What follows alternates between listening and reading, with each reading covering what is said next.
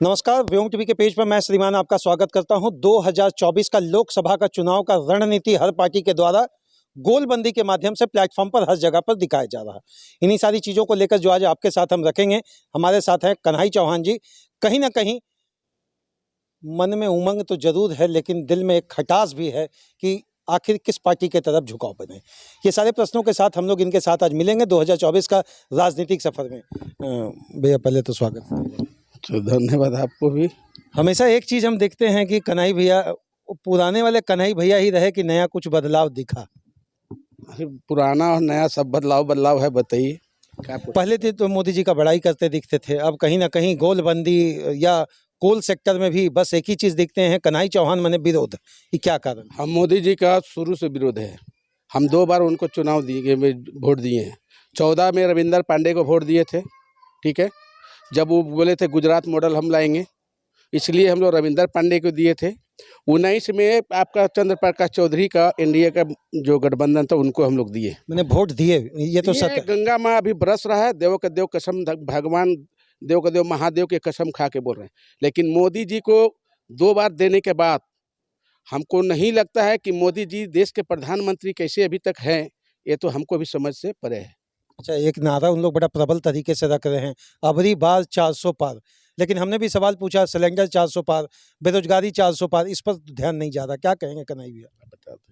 देखिए, 14 में जब चुनाव हो रहे थे तो मोदी जी बोल रहे थे कि डीजल हम 64 रुपया नहीं, हम 60 रुपया कर देंगे।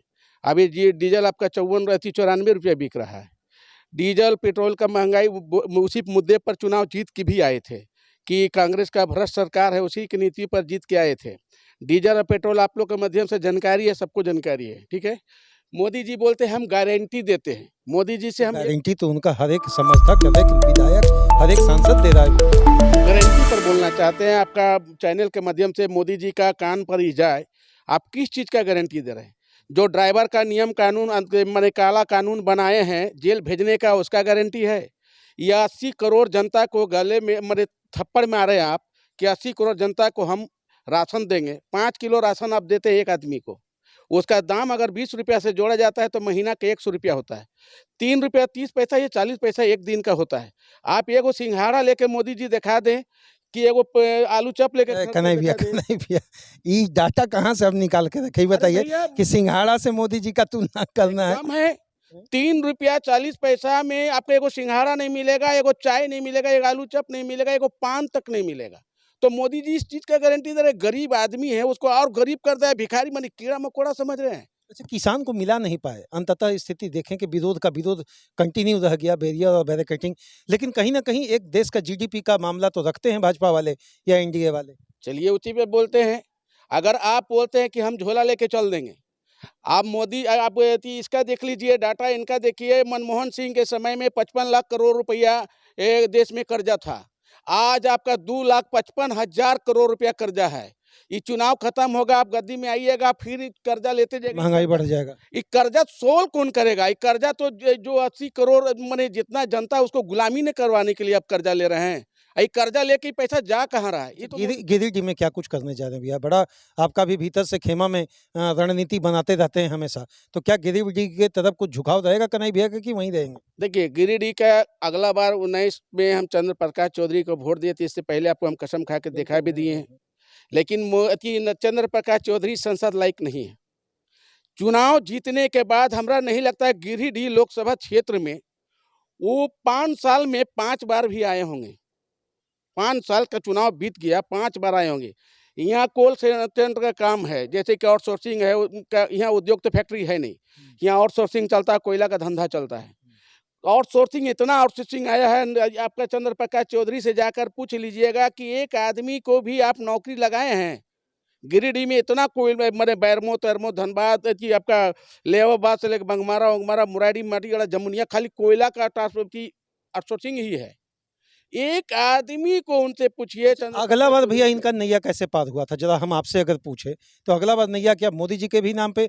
तो इस बार भी मोदी फैक्टर रहेगा कि नहीं रहेगा? मोदी जी का फैक्टर रहेगा या नहीं रहेगा ये तो हम नहीं बता सकते। जनता इस बार इसको नकार रहा है, चंद्र प्रकाश चौधरी को नकार देगा। इधर झुक गए हैं भैया, एकदम सीधा से एकदम कसम खा लिए। पहला कसम खाएं कि रविंद्र पांडे को तो जिताए, इस बार कसम खा ली है कि झुकाव नहीं रहेगा।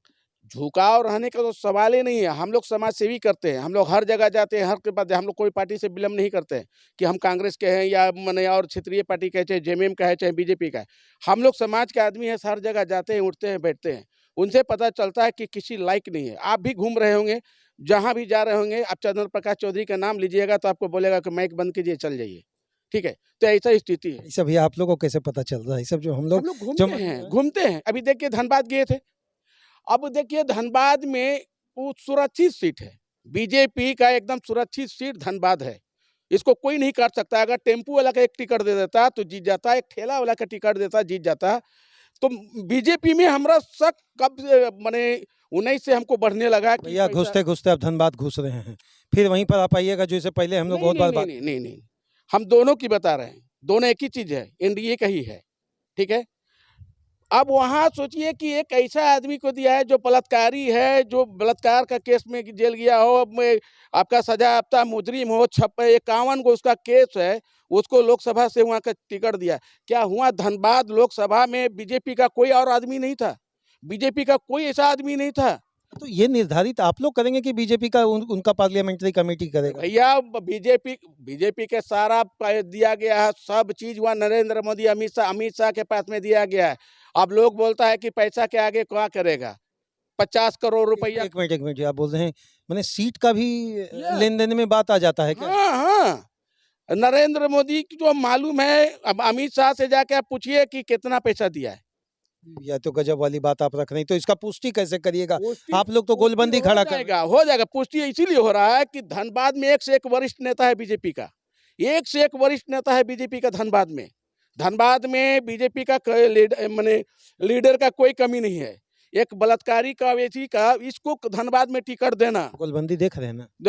गुलबंदी कुछ नहीं है, कोई गुलबंदी नहीं है। जीत जाएंगे लग रहा है। नहीं हाँ? जीतेगा, किसी हाल में नहीं। जनता मूर्ख नहीं है। अच्छा ये बताइए, चलिए मान लिया आपका बात, कैंडिडेट क्यों नहीं दूसरा खड़ा हो रहा है दूसरे पार्टी से? यहाँ पर आकर प्रश्न आकर खड़ा। देखिए ये तो हम कोनो कांग्रेस का प्रवक्ता है नहीं या किसी का तो प्रवक्ता। अकेले भी लड़ेंगे तो ऐसे ही तो वॉकओवर मिल गया, मेरा- दूसरा पार्टी नॉकआउट हो जाए। अरे मैं नहीं, अब जाइए, अब उसको हम क्या कर सकते हैं? वहाँ का जनता अगर बेवकूफ़ है, वहाँ का माने जो इस नेता जो उसका विपक्ष का नेता अगर कैंडिडेट नहीं दे रहा है, लेट कर रहा है, विपक्ष का नेता अगर नहीं दे रहा है टिकट, लेट कर रहा है, तो विपक्ष को सोचना चाहिए।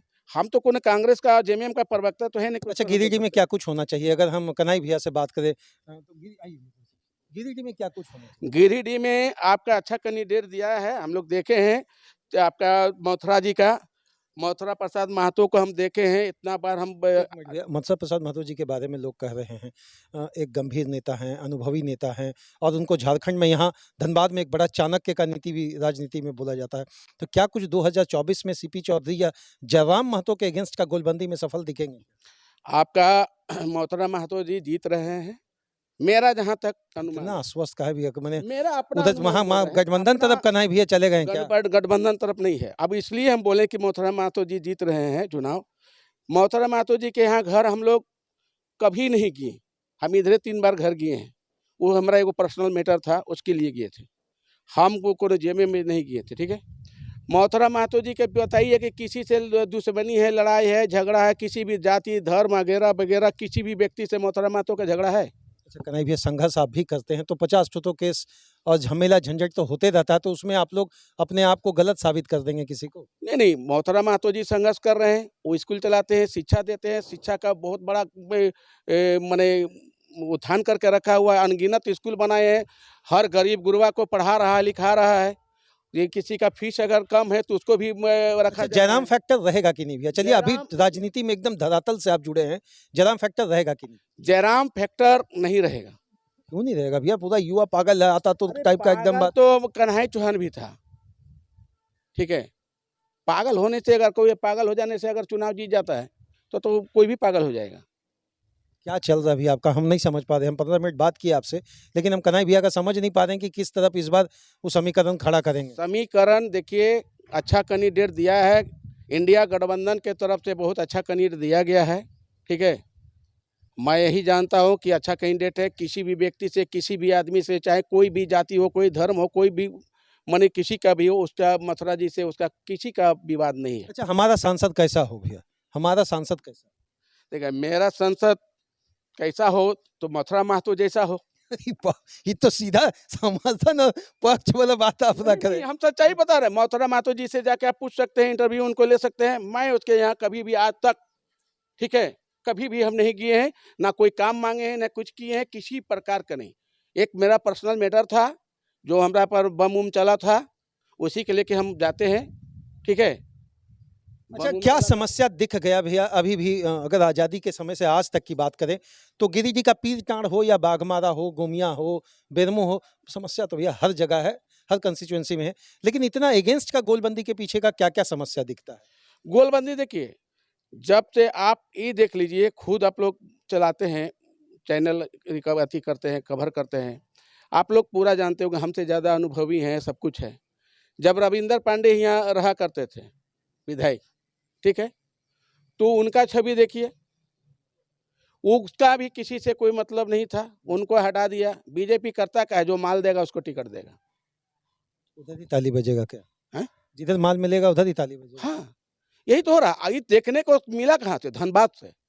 हम लोग इस चीज़ को नहीं समझते थे, लेकिन देखने को मिला धनबाद से। अच्छा, दोनों पर आप लोग का नज़र है भैया, धनबाद और गिरिडीह दोनों पर। एक ही जिले के अंतर्गत दोनों सटा हुआ है, पड़ोसी है। लेकिन नज़र तो कन्हई भैया आप दोनों पर रख रहे हैं, क्यों? हम तो यही कहेंगे कि गिरिडीह का जनता को और धनबाद को जनता का, ये आपका चैनल के माध्यम से बोलना चाहेंगे। जनता सब कुछ जानती है, हर कोई, हर इंसान के पास दिमाग दिया है, सब कुछ दिया है, पहले जैसा जनता नहीं है। आप सोचिए, समझिए, अभी आप वहाँ धनबाद के लोग शांति एकदम शांति से काम करता है, कोयला बेचता है, साइकिल से बेचे, झोड़ा से बेचे, होटल में जीवन व्यापन करता है।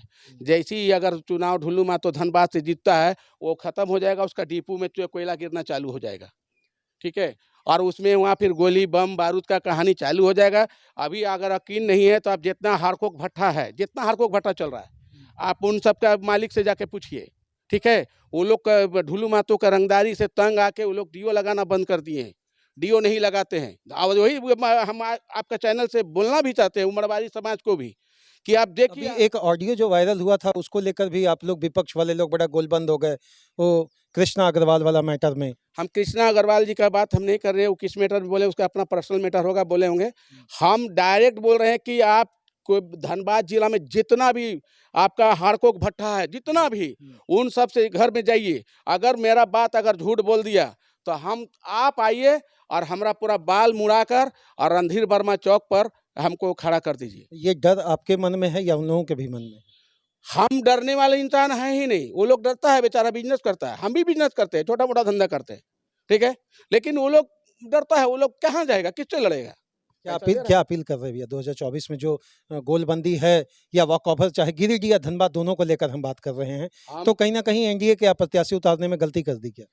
देखिए, इंडिया गठबंधन का प्रत्याशी जो एक नंबर उतरा है, और एनडीए का जो प्रत्याशी है, हम पहले भी बोल चुके कि एगो टेम्पू वाला का दे देता धनबाद में तो जीत जाता, एगो टेम्पू वाला का दे देता, एगो रिक्शा चलाने वाला का दे देता, चुनाव जीत जाता, ठीक है। लेकिन इस बार हाथ से घिसक जाएगा। बोल तो रहे हैं कि आपका गिरिडीह में, माने सॉरी, आपका झारखंड में 14 सीट में सबसे ज्यादा सुरक्षित सीट आपका धनबाद था बीजेपी का। अभी जो बीजेपी के लोग सोच रहे हैं, सवालों के घेरे में आ चुका है क्या? हाँ, बीजेपी के लोग सोच रहे हैं कि हम अच्छा कैंडिडेट के दिए हैं, उसका दिलों में आत्मा में जानता होगा कि हम गलत कैंडिडेट दिए। अगर गलत कैंडिडेट नहीं होता तो दिल्ली से भी डेली मंत्री भर भर के मंत्री आ रहा है धनबाद में कि ये मोदी जी का इज्जत का बात है। अरे भैया, इज्जत के बात है तो चोर चुहार को भी दे देगा टिकट, जो बलात्कार कर रहा है उसको भी टिकट दे दीजिएगा। मोदी जी का ही काम बच गया है, अमित शाह जी का ही काम बच गया है कि बलात्कार के केस में चला गया है जेल, उसी के मैंने पार्टी का नेतृत्व। जब आप लोग विकास पर कम और केस पर ज्यादा बात करते हैं, जब भी बात होता है, क्या कारण? देख लीजिए, बंघमारा विधानसभा का विकास का हाल मालूम है। एक मैंने 5 पैसा बंघमारा विधानसभा में विकास का नाम का कुछ नहीं है, और उसी को फिर कैंडिडेट बना दिया है धनबाद से। आपका यहाँ चंद्र प्रकाश चौधरी का एक भी काम गिनवा दीजिए और आपको, हमको पास आइए, आप बोलिए। शिलापट तो बोलते हैं भैया, दिखता है बहुत प्रोटोकॉल। चुनाव आया तो शिलापट कर दिए। 5 साल से आप जीत के बैठे हुए हैं, 5 साल के बाद में 5 साल आ जाएगा इलेक्शन तो शिलापट कीजिएगा। फिर जीतने के लिए कि फिर जीतेंगे तो फिर शिलापट करेंगे। शिलापट करने के लिए आपको बनाया गया है संसद। अच्छा, एक सांसद का क्या क्या काम होना चाहिए था, अगर कन्हैया भैया से पूछें दिल से, अगर मान लीजिए एक सजेशन के तौर पर ही बात देखा जाए, क्या कुछ होना चाहिए और कितना जुझारूपन होना चाहिए? देखिए, हमारा कहना है कि संसद का काम जो है, संसद में जो काम आता है माने धनबाद जी माने गिरिडीह के क्षेत्र का, वो सबको काम को लाना चाहिए था। चाहे पानी की समस्या हो, चाहे बिजली की समस्या हो, चाहे केंद्र का रोड की समस्या हो, ये सब लाना चाहिए था। अच्छा भैया, आप एक नाम सुने हैं निशिकांत दुबे जी का? हाँ। यहाँ से बैंक का मैंने एक मेन क्वार्टर था वो चला गया, एम्स चला गया, ये सब हवाई अड्डा चला गया। तो भाजपा के नेता के अगेंस्ट में भाजपा के नेता लेके दूसरी जगह चल जाते हैं, ये कैसे हो जाता है? अरे भैया, भाजपा में ही देखिए, अभी आप एकदम सही सवाल पूछे। अगर भाजपा का नेता में उतना टैलेंट होता तो एम्स एयरपोर्ट नहीं चल जाता, निशिकांत दुबे नहीं ले जाते। वो इस बार तो वादा कर रहे हैं कि आ जाएगा। कौन? अब एयरपोर्ट एम्स चला गया, वहां से कबाड़ के ले आएंगे। माने जनता को मूर्ख बनाने का और कोई काम तो बचा नहीं है। अरे वहां से एम्स को कबाड़ के ले आएंगे। हनुमान जी है कि गए और पर्वत उखाड़ के ले आए कि यहाँ बैठा दिए। इतना जल्दी तो फिर मिलने से रहा है? क्या कहेंगे भैया, अंतिम एक मैसेज रहेगा तमाम गिरिडीह और धनबाद के दोनों जनता को? कन्हैया चौहान जी को लोग सब जान रहा है। हम हाथ जोड़ के एक समाज सेवी के तरफ से हाथ जोड़ के बोलते हैं कि एक माने धनबाद लोकसभा सीट और आपका गिरिडीह सीट, हम जनता से आग्रह कर रहे हैं कि आप लोग सोच समझकर इस चंद्र प्रकाश चौधरी को भी देख ही लिए, विधायक ढुल्लू महतो कितना बार देख ही लिए हैं। 15 साल रहा, आज तक यहाँ आउटसोर्सिंग, 15 साल में किसी का आउटसोर्सिंग में नौकरी नहीं लगा। सारा पैसा उसका आउटसोर्सिंग का सारा उसका घर में जाता है, करोड़ों करोड़ रुपया घर में लेकर जाता है। हर आउटसोर्सिंग से पार्टनरशिप हो गया है। अभी आज ही सरजू राय जी तो कल दिए हैं पेपर में, हम इसका पहले ही हम लोग बोल चुके थे कि हिंदू कंपनी से 20% का पार्टनर हो चुका है, 12% का आपका रामोतार खेमका का पार्टनर है, संजय उद्योग का पार्टनर है। सर मुंडेन क्या है तेरा? अभी लालू यादव का बेटा पर केस कर दिए और मोदी जी बोलता है कि लालू तेजस्वी यादव चोर है, वो जमीन खा गया, ये खा गया। तो इसे ढुल्लू महतो का बेटा तो नाबालिग के था, तो मुंडेन कंपनी का मालिक कैसे बन गया? ईडी को तो इसका जांच करना चाहिए। खतरनाक डाटा रखे हैं, लेकिन उसका बेटा नाबालिग होते हुए मुंडेन कंपनी के मालिक कैसे हो गया? प्रोप्राइटर बन कैसे सकता है? 20% का पार्टनर कैसे हो सकता है? वो कहाँ से लाया पैसा? इसका जांच करना चाहिए, ईडी से जांच करवाना चाहिए। अब ईडी और सीबीआई का धमकी तो लोग देता है बीजेपी के लोग केंद्र में बैठे हुए। फिर भाई आप हमको गलत जगह लेके जा रहे हैं। ईडी और सीबीआई का बात करते हैं तो वो लोग अपना काम नहीं करेगा। तो भैया कन्हैया जी डिप्टी नहीं ना निष्पक्ष, हम लोग देखिए सीबीआई ईडी और सीबीआई निष्पक्ष एजेंसी है, उसको सबको देखना चाहिए। आज भी है ना, ये कह रहे कि हाँ निष्पक्ष एजेंसी है, उसको आज भी देखना चाहिए। किसी के कहने पर माने केंद्र सरकार अगर कुछ कह रहा है कि गलत करने के लिए, तो मत कीजिए। जो गलत है उसको कीजिए। जो अगर कन्हैया चौहान गलती कर रहा है और केंद्र सरकार कितनों भी बोले कि नहीं कन्हैया चौहान को छोड़ दो, नहीं छोड़ना चाहिए। हम गुनाह किए तो हमको सजा मिलना चाहिए। अगर हम पैसा के घपला किए, पैसा के बेईमानी किए, तो हमको पैसा मिलना चाहिए, जेल जाना चाहिए। सब जा रहा है तो हमको जाने में कैसा में? तो ढुल्लू महतो को इसी तरह जांच होना चाहिए। अगर जांच चाहते हैं आप निष्पक्ष, एकदम निष्पक्ष जांच होना चाहिए। अगर साफ पाक साफ है तो छोड़ देगा उसको। बहुत बहुत धन्यवाद। हमारे साथ थे कन्हैया चौहान जी। जिस तरीके से अपनी बात को यह समीकरण और गोलबंदी के माध्यम से रखते हैं, 2024 की राजनीतिक परिशिष्ट में क्या होगा ये तो आम बात है, आम जनता है। एक चीज और कहना चाहते हैं, क्या भैया? मेरा कहना है कि जैसे इनको टिकट मिला था आपका धनबाद से, तो ये बोले कि नरेंद्र मोदी जी हमको 32 वाला खतियान के लिए हमको टिकट दिए हैं। तो मेरा कहना है धनबाद का लोकसभा का जनता से कि जब वो 32 वाला खतियान की बात कर रहा है, और अगर 32 का खतियान हम लोग के पास नहीं है, तो हम लोग के पास में बीजेपी का ढुल्लू महतो को वोट मांगने का अधिकार नहीं है। अगर ढुल्लू महतो के कार्यकर्ता या ढुल्लू महतो अगर जाता है बिना 32 वाला खतियान के पास वोट मांगने के, तो घरेलू सामान से उसको स्वागत कीजिए। मेरा यही कहना है आपका चैनल के माध्यम से कि क्या 32 का खतियान ही यहाँ रहता है लोग, और बाकी यहाँ का माने चल जाएगा, इंडिया का है नहीं।